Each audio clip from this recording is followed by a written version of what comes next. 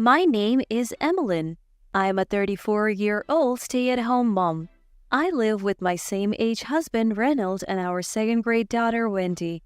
After my father-in-law passed away due to illness a few years ago, we moved to a house near my mother-in-law's place, fearing she would be lonely on her own. It was my husband's idea, and since my parents lived nearby as well, it seemed convenient for visiting both families. I have two major concerns in my life. The first is my husband's constant affairs. Reynolds struggles to say no when women flirt with him, and he is easily distracted by new attractions. There were signs of this even when we were dating, but he had vowed to be faithful to me when he proposed. Perhaps it was my fault for choosing him, but I trusted him at that time. Nevertheless, he remained unchanged even after our marriage. Most of his infidelity was indirect, like exchanging messages, but we once nearly divorced due to his reckless behavior. During this crisis, Reynolds seemed genuinely remorseful. Considering my remaining feelings for him and our young daughter, I chose to rebuild our relationship rather than divorce. Still, whenever I see him glued to his phone, I can't help but suspect he is in contact with someone else. The second concern is the presence of my mother-in-law in the neighborhood. Since we moved here, she visits our home without notice whenever she has free time, nagging me relentlessly before she leaves. Initially, I figured she was lonely and tried to be understanding, but her behavior has escalated over time. By the time I realized how unreasonable she was, it was too late to do much about it. She would ruin the food I was preparing, criticize everything even down to the contents of my garbage bags, and generally do whatever she wanted. When I complained, Reynolds would just shrug it off with a silly grin. What's worse, mother-in-law always intervenes in our fights. Apparently, Reynolds would often complain to her, getting her on his side. When we argued about his infidelity in the past, she would side with him, saying, "No wonder he doesn't want to come home to a nagging wife like you." I was utterly shocked. Whenever mother-in-law attacks me, she always adds, "If only you had given birth to a boy." It's an outdated view that doesn't fit in today's world. I mean, how is that relevant right now? Every time she says that, I retort in my mind. After all, we're an ordinary family, and it's not like we're a prestigious family needing a male heir. I have to deal with my cheating, mother-obsessed husband and my mother-in-law who loves both her son and bullying her daughter-in-law. In this daily life filled with problems about the two of them, my daughter's smile is my only hope. I have thought about divorce numerous times, but as I'm currently unemployed and a full-time housewife, I worry about financial stability. Thinking about my growing daughter, I don't want to make her life harder. More importantly, I couldn't bear to take away her beloved father, so I have been unable to make the decision to divorce. One day, my daughter showed me a portrait she drew of me at school. In the picture, I was holding her hand and smiling. She's gotten quite good at drawing, I noticed. I smiled, feeling proud of my daughter's progress. Because of her, I can still keep going, as I stroked her head, saying, "Thank you." She grinned shyly. Then, on another regular day, while I was doing housework after seeing my husband and daughter off to work and school, my mother-in-law called. She had something for me and wanted me to come over to her house immediately. The call was demanding that I come to my mother-in-law's house immediately because she needed something. "Why don't you get what you need as you usually do, Mom?" By this point, I had developed some resistance to my mother-in-law's unreasonable demands and could retort back if she threw a word or two my way. "Well, summoning an old woman like me, what a cold-hearted daughter-in-law you are." As expected, my mother-in-law raised her voice very dramatically. I let out a sigh. Looking out the window, the outside was gloomy and dark. It looked like it was about to rain any moment. All right, I'll head over there in a bit." Saying that nonchalantly, I ended the call. I wasn't sure what she needed, but I could easily imagine that it was some minor chore, like always, a burnt-out light bulb, a bathtub that needed cleaning. I sped up the folding of the laundry, changed into something more comfortable, and headed over to my mother-in-law's place. Upon arrival, I was greeted by my mother-in-law. "Took you long enough." However, she seemed unusually cheerful. Mom, do you have guests over?" I tilted my head as I saw a pair of leather shoes and pumps neatly arranged at the entrance. Yes, there's someone I want you to meet. I was puzzled even more, but as I followed my mother-in-law into the living room, I found my husband who was supposed to be at work and an unfamiliar woman. Moreover, the woman had a noticeably large belly. Come on, have a seat. Prompted by my mother-in-law, I sat down. I thought you were at work? Bypassing the woman for the moment, my husband scratched his cheek awkwardly as I addressed him. I took a paid day off. I have something I need to talk to you about today, and I asked Mom for help. Is it about this lady? As I glanced at her, the woman was peeling an orange with a calm expression and munching on it. In contrast, my husband paled, trembled, and bowed his head deeply. I got her pregnant. She's due in 3 months, and she says she wants to keep the baby, so I want a divorce. When I saw the woman's belly, I had more or less guessed. I couldn't bring myself to tell you, and while I was procrastinating, her belly kept growing. Seeing that, my husband pathetically apologized and asked for a divorce. I let out a big sigh. Who was that apology for? It was an apology to push through his own demands, not an apology to me. Knowing that, I couldn't hold back the sadness that welled up inside me. Were you not thinking about Wendy? How could you interact with Wendy while you were having an affair? This was something I had said to my husband when we were in a terrible state due to his previous affair. But I told you to think about Wendy, not me. If you ever feel like having an affair again, didn't I? My husband adored our daughter. That's why I cried and told him that his affair would not only hurt me, but also our beloved daughter, but it seems it didn't deter him at all. This isn't an affair, it's real love. A gentle voice interrupted the conversation between my husband and me. The woman he cheated with was looking at us with a calm smile. Reynolds always told me that he loved me more than his wife and daughter. That's why I could get pregnant with a boy that his mother desired as a symbol of our love. Saying that, she smiled. And while saying right, she stroked her belly. Her audacity was so outrageous that I was more flabbergasted than angry. I couldn't believe he dared to say something like that in this situation. Then, my silent mother-in-law decided to speak up. Well, unlike you, Marcia is young, gentle, and kind-hearted. I completely support your divorce. Turns out, the mistress's name was Marcia. I would think a kind-hearted young lady wouldn't go getting herself pregnant with a married man's child. I muttered this under my breath, and my mother-in-law glared at me in irritation. Enough out of you. You're done here. You only give birth to girls, so just get divorced and leave quickly. My mother-in-law, shooing me away with a wave of her hand, shouted at me. My husband wouldn't meet my eyes, and Marcia stroked her pregnant belly with a victorious grin. I understand about the divorce. I will take care of Wendy. I felt as if I was being driven out, and I ran out of my in-laws' house.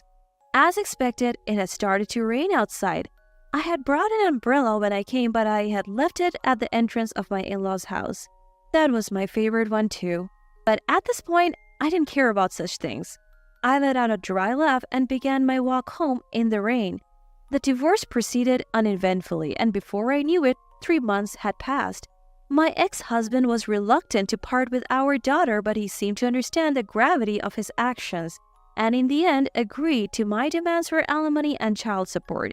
He seems to have prepared the alimony by selling the condo we lived in. I was mentally and physically exhausted, but thanks to the lawyer my dad introduced me, the process was quicker than I had anticipated. My main concern was my daughter, but she continued to smile at me even after the divorce. I knew she was trying to put on a brave face for me.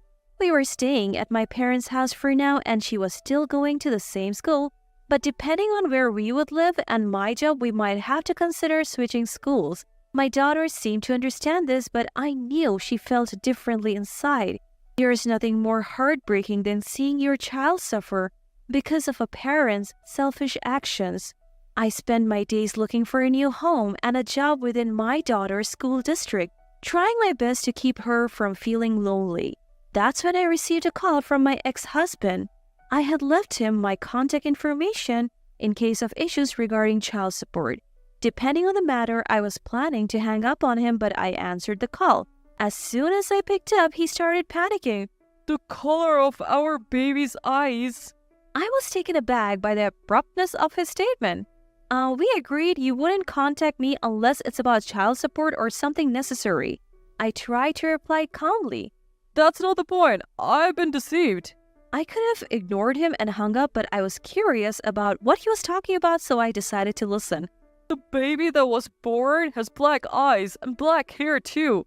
To make a long story short, Marcia had apparently given birth recently, but it seemed that the baby's lineage was definitely not American. By the way, it seemed that the baby was indeed a boy. I had heard that he had married Marcia immediately after our divorce, and I had to restrain myself from laughing.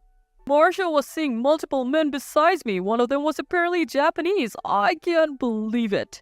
My ex-husband was expressing his anger as if he were the victim. Continuing, he vented out his frustrations. This is a scam. When I threatened to sue, they said they picked me because I seem to have the most money. Can you believe it? It's too much. Neither my ex-husband, his mother, nor the woman who gave birth herself probably ever imagined it would come to this. But ultimately, it's karma. So I have no sympathy. What, you're saying this? At my words, my ex-husband is clearly taken aback, and I can't help but smirk. Did this man think I was going to console him? Well, cheaters don't belong together, don't they? What does it matter if their eyes are black? It's undoubtedly the boy your dear mother wished for. At my words, my ex-husband is visibly shaken.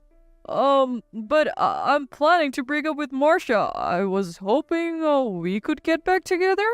I hold my head in my hands as my ex-husband stammers out a request for a remarriage. Mom also thinks it would be a good idea. At this unwarranted addition, my anger explodes. I hope you live happily with your wife, who is just like your dear mother and your cute black-haired, black-eyed baby.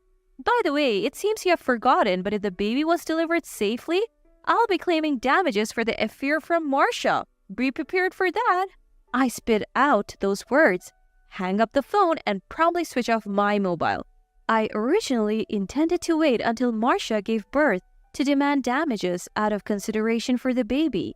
This call let me know the baby has been born, so it's a good time. But at the same time, I feel a growing sense of danger at my ex-husband's suggestion for reconciliation. Until now, I have been looking for a place to live and work in this area to prevent my daughter from having to switch schools. But I'm starting to think it might be better to move to a place out of their reach. That evening, I was having dinner with Mom and my daughter. Dad hasn't come home from work yet. My daughter is excited to watch anime together when Grandpa comes home. Even Mom is looking forward to it, saying, maybe Grandma should join in too. Our peaceful moment is abruptly interrupted by the sudden ringing of the intercom. Wondering who it could be at this hour, I peek at the screen to see my ex-husband and his mother. Wendy, stay with Grandma for a bit. I leave my daughter with Mom and open the front door, leaving the chain on. There is a loud click as the door opens forcefully. I'm glad I left the chain on. Just as I think this, I hear a clicking sound and see my ex-husband's mother peeking in. Behind her, my ex-husband stands with a downcast face. Ray's offering to take you back and you turned him down? Ray is my ex-husband. His mother has been calling him that since he was a child, it seems. You don't have a chance of getting remarried with a child. Don't you understand Ray's kindness? Mind your own business. You have a new daughter-in-law who gave birth to your long-awaited grandson with black hair and black eyes. Get along with her. At my words, mother-in-law's face turned red. If I knew she was that kind of woman, I would have put up with you. Pushing mother-in-law aside, my ex-husband now reaches out from the gap in the door. Emmeline, I truly regret what I did. I was deceived too. Let's build a happy family together this time. At the front door, my ex-husband rattled the doorknob, crying, pleading, while my irate ex-mother-in-law shouted at him. I was at a loss as to what to do in this bizarre situation, but then an unexpected person managed to silence them both. Dad, you guys always pick on Mom. I hate you. When I turned around, my daughter was standing there with tears in her eyes. Mom, running up from behind her, was trying to keep her away from the door. In Mom's hand was her smartphone. Your father and our lawyer are on their way over. It turned out she had been in touch with my dad and the lawyer who had helped me during the divorce. Wendy must have taken advantage of the chaos to come over to my place. I felt a little relieved at Mom's words. I was honestly scared of the intense energy the two were exuding, almost as if they would break in any moment. "Wendy, why don't you wait over there with Grandma?" But Wendy stubbornly shook her head. "I'll protect Mommy. I hate Daddy and his friend," she declared, bursting into tears. I couldn't help but tear up at the sight and pulled her into my arms. My ex-mother-in-law and ex-husband just stood there dumbstruck. All of their prior aggression seemed to vanish, leaving their faces void of any life. Wendy's words had hit them hard. While all this was going on, Dad and the lawyer finally arrived, and to top it off, a police car showed up as well. It seems the neighbors had called the police. Reynolds, your daughter will never be with you again. If you truly regret what you have done, then you know what you should be doing, and it's not this. I spoke up after Dad standing before my ex-husband and mother-in-law. "Please don't hurt Wendy anymore. I won't ever comply with your demands. I never want to be involved with you again." My words, followed by Dad's, seemed to hit them hard. They grimaced, nodded, and quietly got into the police car. The lawyer assured us, "I'll take stricter measures to ensure this never happens again." He would be dealing with the compensation for Marcia, my ex-husband's mistress, among other things. I deeply bowed my head in gratitude for his forthcoming assistance. I later heard that my ex-husband ended up divorcing Marcia and suing her. Marcia had apparently turned to the Japanese father of her baby for help. While he had accepted the baby, it turns out he already had a family and his wife forced Marcia to leave. Now, Marcia faces demands for compensation not only from me and my ex-husband, but also from the wife of her baby's father. I can't help but worry about her future and hope for the best for her child. My ex-husband and ex-mother-in-law are now the talk of the neighborhood, leading a miserable life together. My ex-husband has increased his overtime to pay the child support and remaining compensation, working like a horse but making sure to pay on time. As for me and Wendy, we have moved to a place where we have no connection with my ex-husband and his mother. Thanks to an old contact, I have found work again, and Wendy is enjoying her new school and making friends. I am determined to live a strong life. Looking forward to watching my daughter grow up.